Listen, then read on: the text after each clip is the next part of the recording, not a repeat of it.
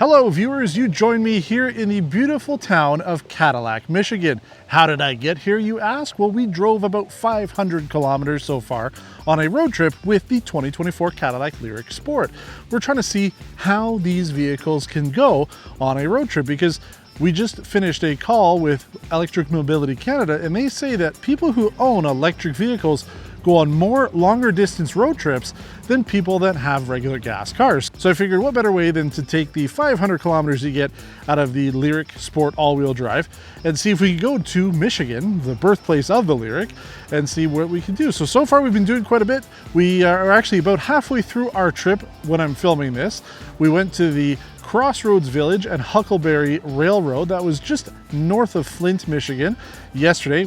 Great time. We ended up going during the sort of punk rock / Salem witch trial / hearse aficionado day. It was kind of fun. And then today we actually had quite a bit of excitement going around the area of Bay City. We visited the USS Edson, a destroyer from the Vietnam War era. And then we also had the opportunity to go to MDS International Airport where they were having a World War II air show. We actually got to see a B-29 Super Fortress.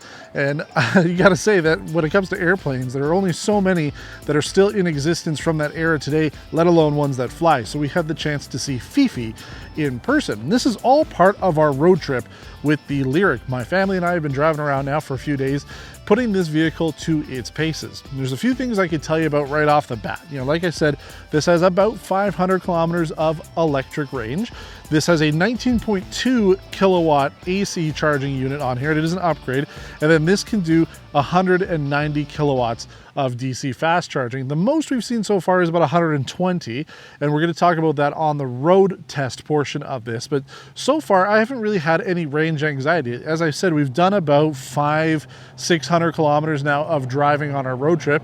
And we're only about halfway through. We've still got about that much left until we get home. And I haven't had any issues when it comes to charging. We've used 2 DC fast charging locations so far on the trip.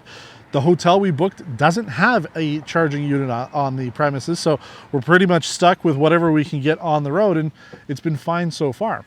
So for the next portion of this video, I'm going to talk about how the vehicle has been on the drive. We're going to talk about a little bit more of what we've been doing. We're going to be doing that on the road as I drive around the different areas here in the great state of Michigan and talking about the 2024 Cadillac LYRIQ Sport. All right, folks, you're joining us on our third day of the trip now. It's been pretty busy. I actually haven't had a chance to film too much, but I want to go over some of the important information that we've experienced here, right? Because there's quite a bit to talk about, not only about the road trip itself, but I also want to talk about the Cadillac LYRIQ because we did feature this vehicle a while ago when when we first had the opportunity to do a first drive with the all-wheel drive version. Now I have had the vehicle. This is my 8th day with it because it's today Canada Day, so we're closed over in Canada, but everything here in the United States is open for business, so we decided to come here for a trip. And that's really the reason why I wanted to come here, is because I've had, I've had quite a few electric vehicles over the last couple months, but every single one I'm charging them at home. I'm not charging them at a supercharger, fast charger, public charging in really any capacity, aside from when I drop the vehicles off. So I don't have an opportunity to really see how good these vehicles are when you're using superchargers and things like that. So I wanted to force myself to be in a situation where I could not use my home charger by being out on the road.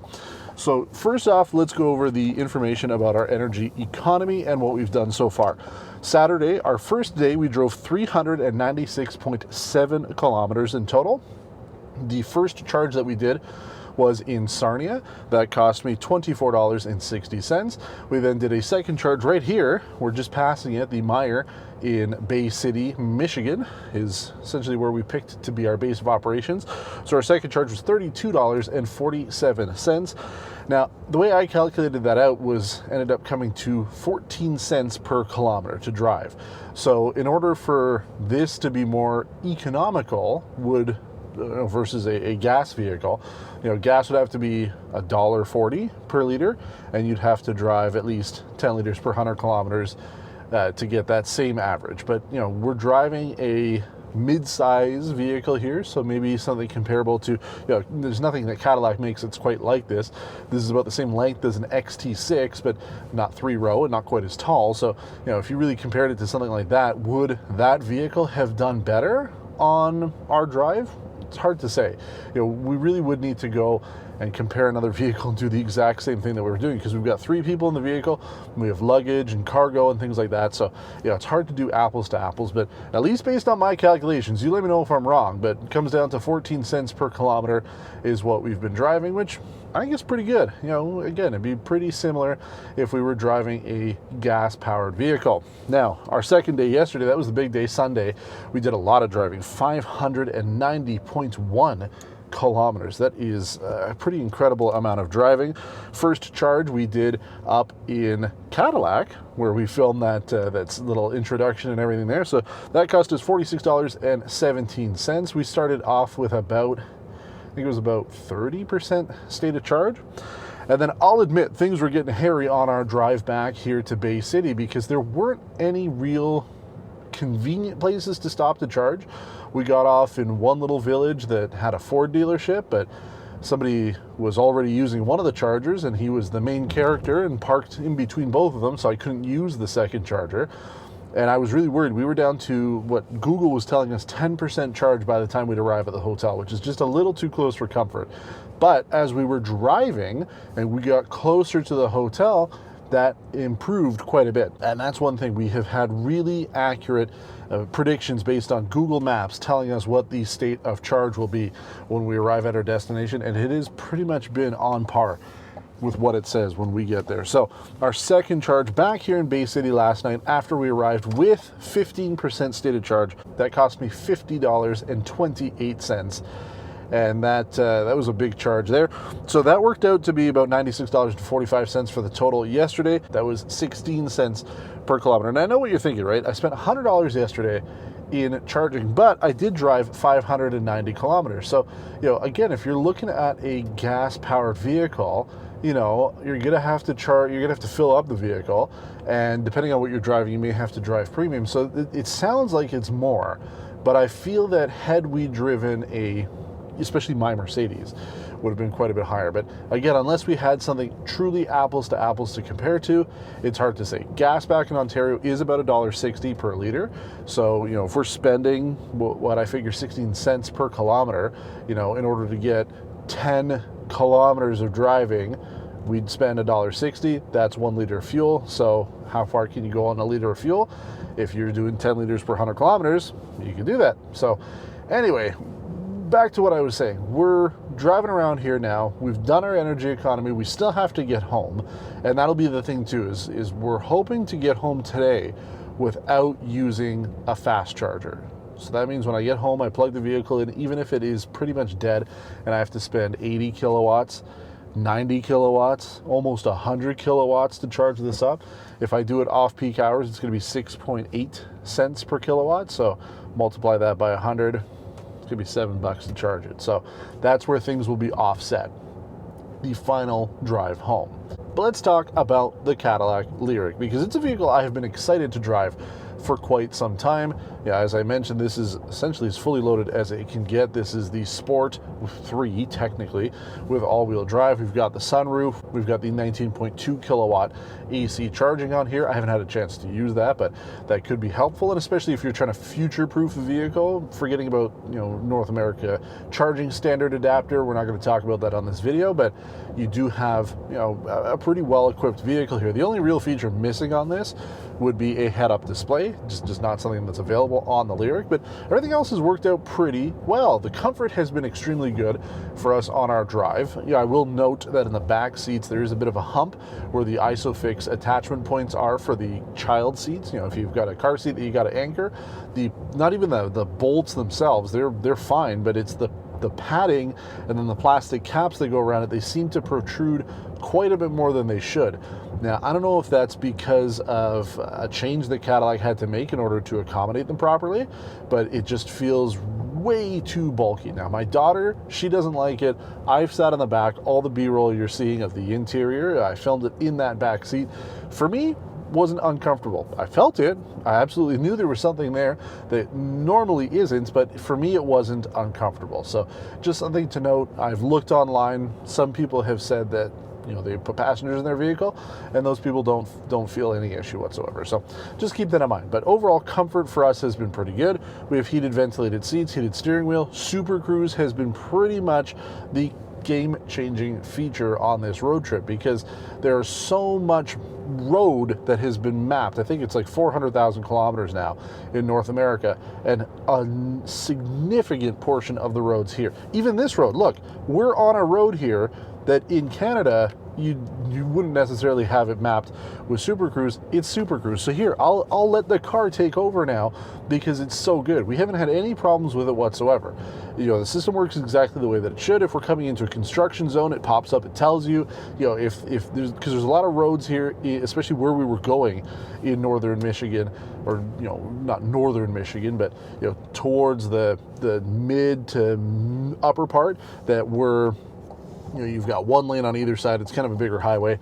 So then they'd have a passing lane. So those, you know, the system already knew that it was there. And it basically told you, hey, you got to take over for a minute as we sort of transition into this other, you know, lane, and then takes over and you're good to go. So Super Cruise has been fantastic.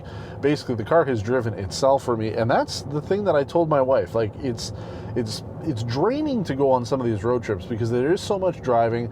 You know, some of the cars aren't quite as comfortable as others, but this one has been comfortable. But the fact that the car has essentially done all the driving for me, it's made it even better. I've actually enjoyed our road trip more. It gives me a little bit more time to see what's going on. You know, you still have to pay attention, but I have been thoroughly impressed, just as we were back when we drove it originally with the Cadillac CT6. Now we're driving it on the LYRIQ, and I have to say that obviously the system has improved quite a bit. You have to pay for it, you know, after your 3-year trial is up and it's not included anymore.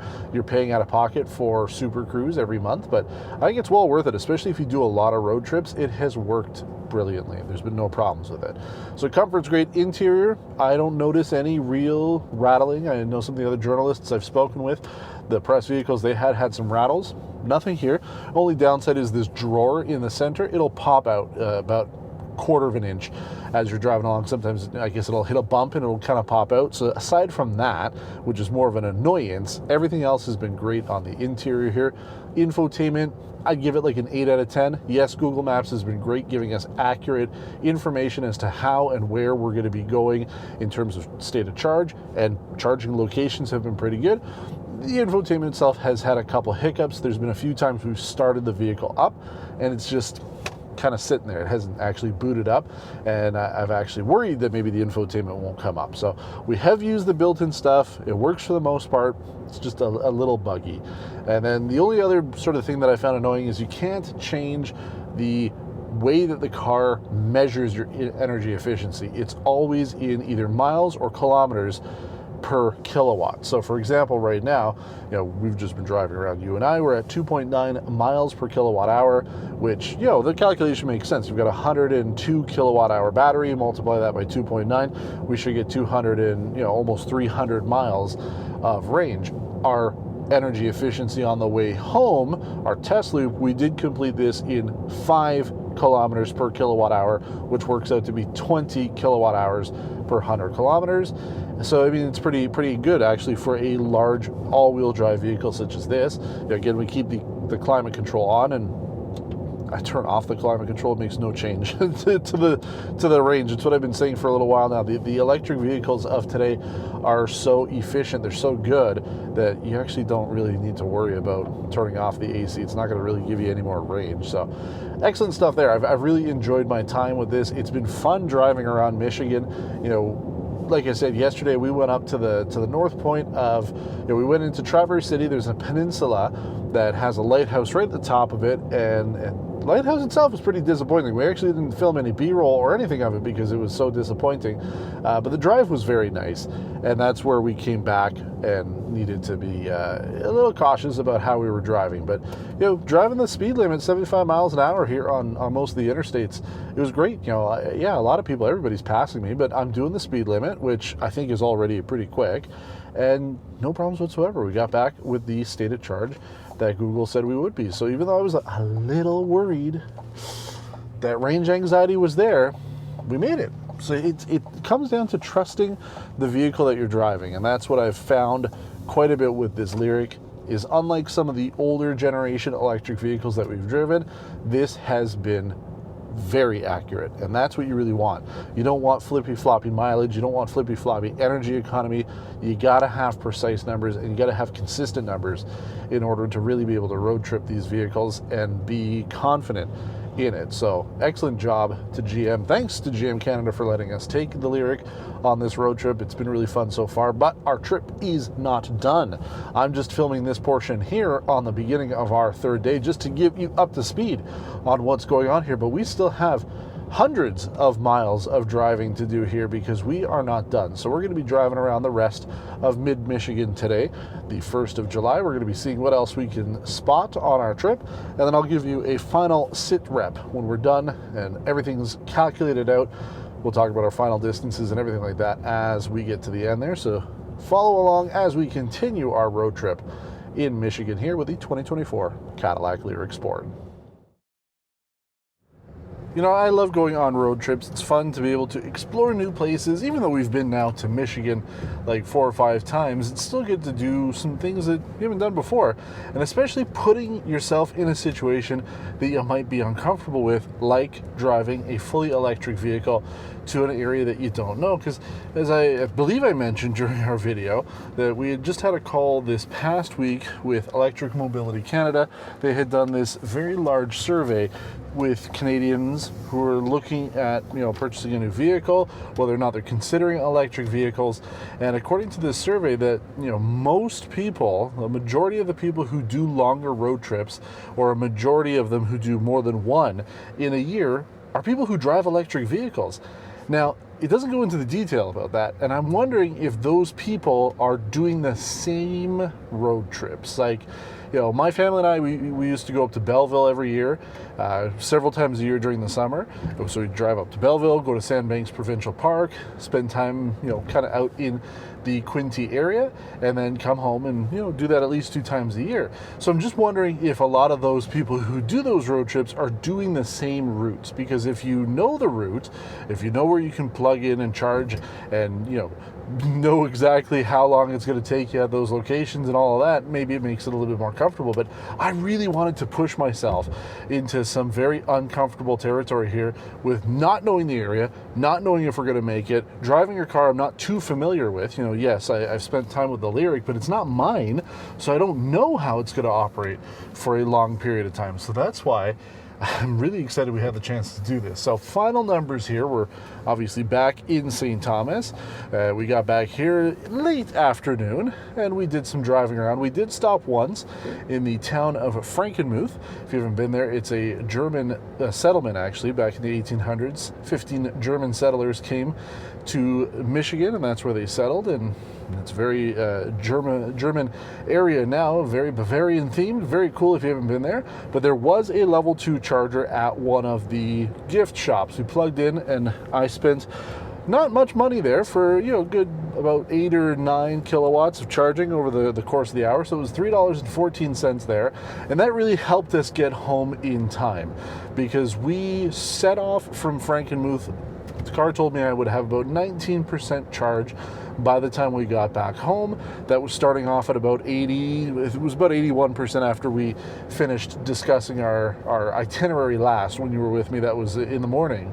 So, you know, it was cutting it kind of close, and then the border took a while and all of that. So by the time we finally got home, it was closer to about 14%. So we used up quite a bit of range, but we didn't have to stop again, which is great because, you know, I've calculated out how much it would cost me to charge this up now to full, and that would be $7.48, because A, it's a holiday today here in Canada, so the cost for electricity is at the lowest it is. But, you know, obviously those numbers are going to vary, so I could include that or not. Most people, I don't think most people fill up their car once they get back home with gas, but here's what I've calculated out. Today we did 340.3 kilometers of driving. That worked out to about 3 cents per kilometer because we're not using any fast charging. And then realistically, had I not used that charger in Frankenmuth, we might have made it home, so it would have been even less, but 3 cents per kilometer to get us home here. Total trip, 1,327.1 kilometers. That is 824.6 miles total. And it cost me $164.14 of electricity. That includes what we just did here, or what we would be doing here, to get the car back up to 100%. Now, that works out in my math to 12.3 cents per kilometer of driving, which isn't too bad. Gas here in town right now is $1.57, 0.4, because why not? So the way I've calculated it out is you would get, for the same amount of money I spent on electricity, 103.6 liters of regular fuel at prices here in St. Thomas. That would mean that we would have to drive an average of 12.8 liters throughout the entire trip to essentially get net zero when it comes to this vehicle. Now, again, we talked about this briefly during our last driving segment. Is it possible to have a vehicle that's comparable to this and then be able to do the same sort of test? Maybe. I think a mid-size luxury SUV would be comparable to this. Again, not quite the same, but it wouldn't be as heavy, but we still have 3 people in it. We'd be driving along, whatever routes we'd be doing. I don't think we'd be able to do that level of efficiency, because while we're idling at things like the border, or actually when we were in Traverse City, we were sitting in traffic. I don't know what was going on yesterday in Traverse City, but it was insane, the amount of traffic in that little town. So we would have idled quite a bit. We would have let the vehicle run longer and essentially waste fuel. So I think that we worked out better having it electric. Now, yes, you could argue that the places that we had to stop in order to charge up were time wastes, but not really. I mean, the 3 places that we really stopped, the 3 superchargers that we stopped along the way, in the US at least, were at Myers, or Mayers, depending on how you pronounce it. It's a grocery / kind of everything chain that we actually haven't been to before. Awesome store. So the one in Cadillac, and then the one that we used twice in Bay City, it's like, a department store kind of thing. It's like a Walmart or a Target. If you haven't been there before, really truly groundbreaking from what we experienced, because they had pretty much everything. It was really nicely laid out. Everything was clean. Prices were pretty good. Selection was excellent. So we went there. We were able to easily kill 45 minutes or so. We could have killed more time if we really wanted to. So, we were able to stop there and do some shopping and not really feel like we were wasting our time. And even last night, we parked at the same Meijer in Bay City, but instead of going to the grocery store, we went just to grab something to eat at one of the little restaurants there in the parking lot. So it worked out great. So, we wasted, maybe a couple hours of time charging. And that's really what the next step would be for a proper road test. I would feel a lot better if we stayed at a hotel that had a charger. And even if I had to pay $2, let's say $2 an hour, plug this car in. If it's getting 7 kilowatts and you're charging it from, say, 6 p.m. until usually we're up and ready to go by 9 the next day. So let's say we really did charge it for like 15 hours, even at $2 an hour, it's $30, right? It's less than what we were spending on superchargers. And, we could time it so that I wouldn't necessarily have to plug it in the whole time. That's going to be the next step. So for me, when I'm looking at booking a hotel, especially with an electric vehicle, they got to have chargers. And there's so few of them that have them. It's, I think, going to be a bit of a bottleneck. So, overall, it worked out great. We made it. We got home. We had enough comfort. We had enough space. Performance on this vehicle is great as well. I don't have to worry about it. Getting up to speed, no problems whatsoever. I kept the vehicle in touring mode the entire time. That's how we tested it. Actually, when we were doing our test loop, those numbers were all in touring mode. I actually drove the vehicle here in town pretty much exclusively in sport mode. Just, I kind of like it, and I'll drive it, and I don't have any worries, because when I'm here in town, I'm only using up like 5% battery at any given time. I don't really need to use it that much because I'm here in town. I have a charger. So I've really enjoyed my time with the Cadillac LYRIQ. And yes, it's going to be the obvious kind of thing for me now, because we talked about it when I drove the BMW i5. I said that really is the perfect vehicle for me. Does the LYRIQ, now that I've had it for a week, change my opinion about that? Would I rather have the BMW, or would I rather drive this LYRIQ? And real quick before we wrap things up, the BMW I felt had less issues, right? The infotainment worked better, and I was able to get things going on that vehicle a little easier than I have with this. As I mentioned, we did have a couple hiccups. Build quality, not terrible, but the stupid tray here I keep having to punch in because it keeps popping out. I didn't have any rattles or anything like that. The vehicle worked well. Everything seems to work fine, but you know, you're paying a little bit more for the BMW. You're getting a little bit more prestige, obviously, with the BMW, but I'd say that the space on this is much better and pretty much same amount of range, right? You know, when we started off on our trip, this told me we had 511 kilometers of range. So, you know, really between these two, considering the BMW we drove was about $6,000 more than this, it's a no-brainer for me. I would take the Cadillac, but if money wasn't an issue, then I think I would still go with the BMW i5. And I think for me, really, you know, and I hate to say it because I love driving cars so much more than I like driving SUVs, even though this isn't fully like an SUV, it's more like a lifted wagon. I like the form factor of this. So if BMW came out with an X5 that was fully electric, that looked just like an X5 and had about 500 kilometers range, that might be the one that I would go with. I hate to say it, but I'm leaning a little bit more towards these SUVs now. But I have had a blast with this vehicle. I have been thoroughly impressed with how it has performed, and it has done everything we've asked it to. So great job to Cadillac, great job to GM. Thank you again to them for giving us the opportunity to do this and trusting that we'd make it back, because we did. You know, even I had a little kind of heart attack a couple times when we saw the range, but no problems, we made it back. So this has been a different episode. Obviously, we're doing a road trip here. If you want to know everything there is to know about the Cadillac, we can take a look at our first drive that we did with the LYRIQ all-wheel drive before. You know, we've talked about a lot of it here. We've shown you a lot of B-roll, but you know, as I said, I've spent more time in this vehicle than I have with most of the other electric vehicles I've driven, especially recently. So if you have any questions about this 2024 Cadillac LYRIQ Sport, please let me know in the comments below. We do try to get back to everybody. We are really the only automotive channel out there that replies to almost every single comment, because we're building a community here, folks. It's not just about us making content. We want to be as involved with our community as we can. So let us know what your thoughts are on this vehicle. We'll get back to you as soon as we can. But that will do it for me. We appreciate you watching. We ask you to subscribe to the channel if you haven't done so already. But as always, until next time, take care.